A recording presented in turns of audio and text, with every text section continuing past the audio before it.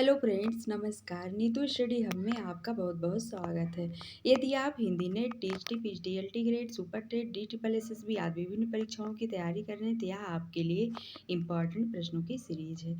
Please friend, video को like share subscribe कीजिएगा। हम आपको सरस्वती पांडे, गोविंद पांडे की पुस्तक हिंदी साहित्य का वस्तुनिष्ठ इतिहास सॉल्व करा रहे हैं। चलिए देखते हैं, जो परीक्षा की दृष्टि से काफ़ी इम्पॉर्टेंट है।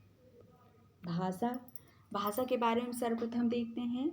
भाषा शब्द संस्कृत भाष धातु से निष्पन्न है, जिसका अर्थ है भाष व्यक्तायाम वाचि, अर्थात व्यक्त वाणी। भाष्यते व्यक्त वाग रूपेण अभिव्यज्यते इति भाषा।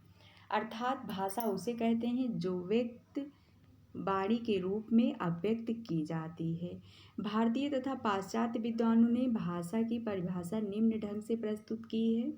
भारतीय विद्वान व्यक्तावाच वर्णा ऐसा ता इमे व्यक्त वाचा, अर्थात जो वाणी वर्णों में व्यक्त हो उसे भाषा कहते हैं। यह पतंजलि का कथन है। दूसरा है, भाषा वह साधन है जिसके द्वारा मनुष्य अपने विचार दूसरों पर भली भांति प्रकट कर सकता है और दूसरों के विचार आप स्पष्टतया समझ सकते हैं। यह कामता प्रसाद गुरु का है। मनुष्य और मनुष्य के बीच वस्तुओं के विषय में अपनी इच्छा और मत का आदान प्रदान करने के लिए व्यक्ति ध्वनि संकेतों का जो व्यवहार होता है उसे भाषा कहते हैं। डॉक्टर श्याम सुंदर दास का कथन है। भाषा मनुष्यों की उस चेष्टा या व्यापार को कहते हैं जिससे मनुष्य अपने उच्चारणोपयोगी शरीरावयवों से उच्चारण किए गए वर्णात्मक या व्यक्त शब्दों द्वारा अपने विचारों को प्रकट करते हैं। डॉक्टर मंगल देव शास्त्री का कथन है। जिन ध्वनि चिन्हों द्वारा मनुष्य परस्पर विचार विनिमय करता है उनको समष्टि रूप से भाषा कहते हैं। यह बाबूराम सक्सेना का कथन है। अर्थवान कंठोदगीर्घ ध्वनि समष्टि ही भाषा है, सुकुमार सेन का कथन है। भाषा निश्चित प्रयत्न के फलस्वरूप मनुष्य के मुख से निःसृत वह सार्थक ध्वनि समष्टि है जिसका विश्लेषण और अध्ययन हो सके। डॉक्टर भोलानाथ तिवारी। भाषा यादृच्छिक रूप उच्चारित संकेत की वह प्रणाली है जिसके माध्यम से मनुष्य परस्पर विचार विनिमय, सहयोग अथवा भावाभिव्यक्ति करते हैं। आचार्य देवेंद्र नाथ शर्मा का कथन है। ध्वन्यात्मक शब्दों द्वारा हृदयगत भावों तथा विचारों का प्रकटीकरण ही भाषा है। डॉक्टर पांडुरंग दामोदर गुड़े का कथन है। आगे है, पाश्चात्य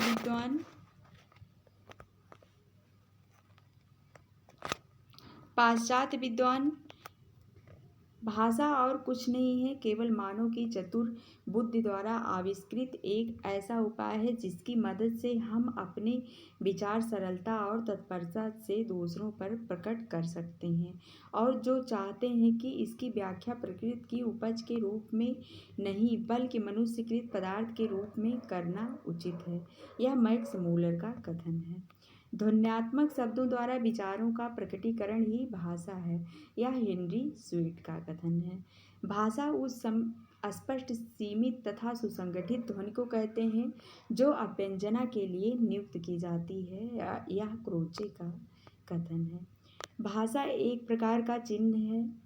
चिन्ह से तात्पर्य उन प्रतीकों से है जिनके द्वारा मनुष्य अपना विचार दूसरों पर प्रकट करता है। ये प्रतीक भी कई प्रकार के होते हैं, जैसे नेत्रग्राह्य, श्रोतग्राह्य एवं स्पर्शग्राह्य। वस्तुतः भाषा की दृष्टि से श्रोतग्राह्य प्रतीक ही सर्वश्रेष्ठ है। यह वान द्रेये का कथन है। मनुष्य ध्वन्यात्मक शब्दों द्वारा अपना विचार प्रकट करता है। मानव मस्तिष्क वस्तुतः विचार प्रकट करने के लिए ऐसे शब्दों का निरंतर उपयोग करता है। इस प्रकार एक के कार्यकलाप को ही भाषा की संज्ञा दी जाती है। यह ओत्तो एयर्सपर्सन का कथन है। विचारों की अभिव्यक्ति के लिए जिन व्यक्त एवं स्पष्ट ध्वनि संकेतों का व्यवहार किया जाता है उन्हीं भाषा कहते हैं। यह गार्डिनर का कथन है। भाषा यादृच्छिक ध्वनि संकेतों की वह प्रणाली है जिसके माध्यम से मनुष्य परस्पर विचारों का आदान प्रदान करता है। ब्लॉक तथा ट्रिगर का है यह कथन। भाषा यादृच्छिक ध्वनि संकेतों की वह पद्धति है जिसके द्वारा मानव समुदाय परस्पर सहयोग एवं विचार विनिमय करते हैं। यह श्रुतेमा का कथन है। भाषा की उत्पत्ति के प्रमुख सिद्धांत तथा उनके प्रवर्तक निम्नलिखित हैं।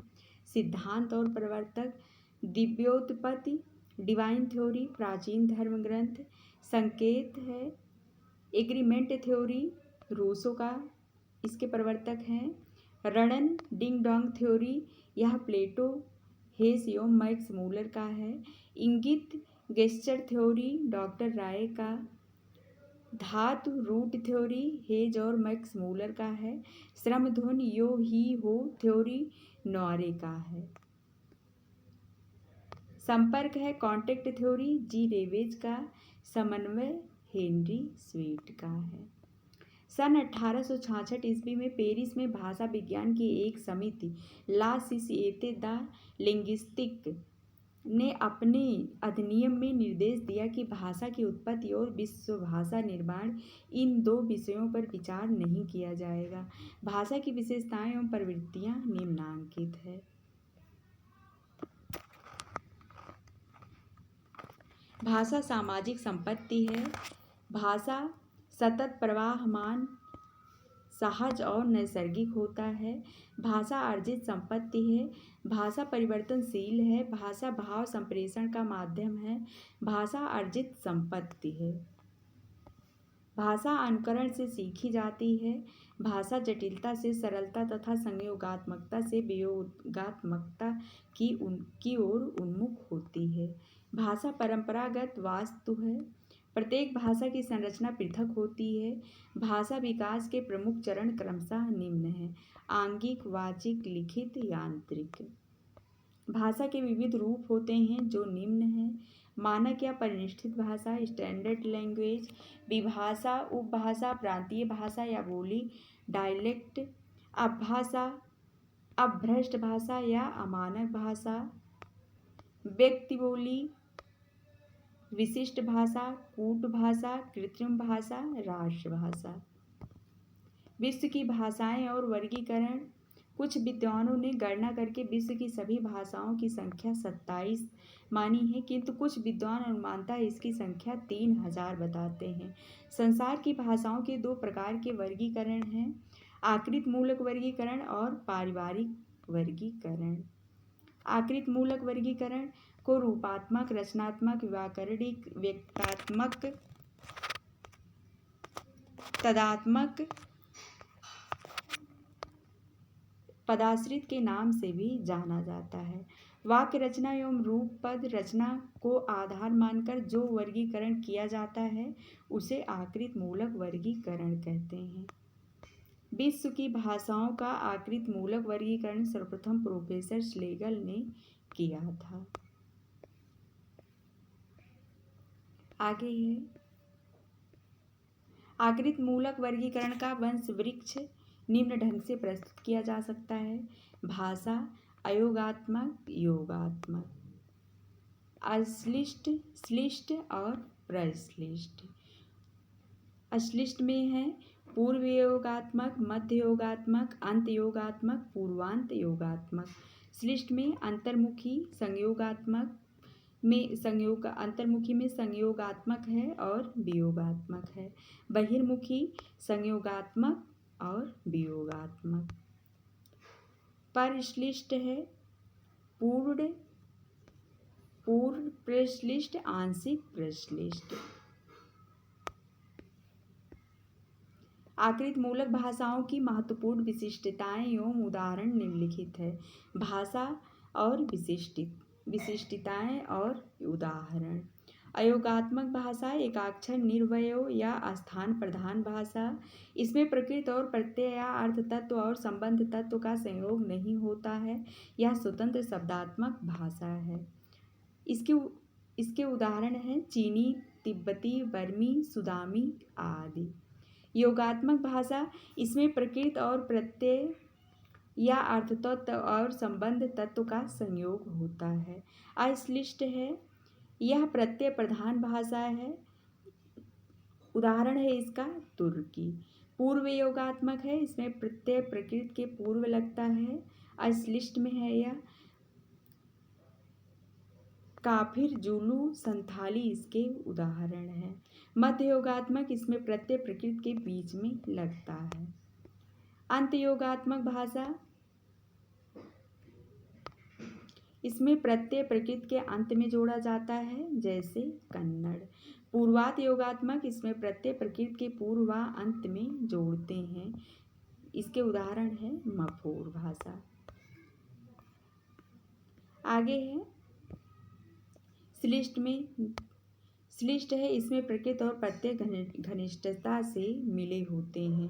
अंतर्मुखी, इसमें प्रकृति व प्रत्यय बीच में घुल मिल जाते हैं। संयोगात्मक, इसमें अलग से प्रत्यय नहीं लगाया जाता है, जैसे अरबी।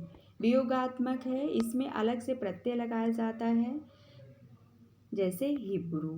बहिर्मुखी है, इसमें प्रत्यय प्रकृति के अंत में या बाद में लगते हैं। संयोगात्मक, इसमें प्रत्यय प्रकृति के साथ जुड़ा होता है, जैसे संस्कृत। वियोगात्मक, इसमें प्रत्यय प्रकृति से अलग लगाया जाता है, हिंदी, अंग्रेजी, बांग्ला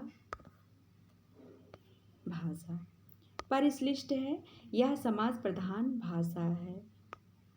पूर्ण परिश्लिष्ट या पूर्ण समास प्रधान भाषा है, चेरोफी जैसे। असांग की परिश्लिष्ट यह अंशतः समास प्रधान भाषा है, बास्क।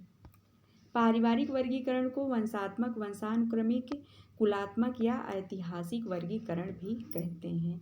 पारिवारिक वर्गीकरण में रचना तत्व और अर्थ तत्व दोनों का ध्यान रखा जाता है। पारिवारिक वर्गीकरण में भाषा के इतिहास को आधार बनाया जाता है। पारिवारिक वर्गीकरण के लिए महत्वपूर्ण आधार निम्न है: पद रचना, वाक्य रचना, ध्वनि, अर्थ, शब्द और स्थानिक समीपता। विश्व की भाषाओं के परिवारों की संख्या के संबंध में विद्वानों में मतभेद है। विल्हेल्म फॉन हुम्बोल्ट और भोलानाथ तिवारी ने इसकी संख्या 13 मानी है। फ्रीड्रिश म्यूलर ने इसकी संख्या 100 मानी है। निर्विवाद रूप से 4 भौगोलिक क्षेत्र के अंतर्गत 18 भाषा परिवारों को प्रमुखता दी जाती है, जो निम्न है। फ्रेंड्स, आज के लिए बस इतना ही। मिलते हैं अगले वीडियो में। धन्यवाद।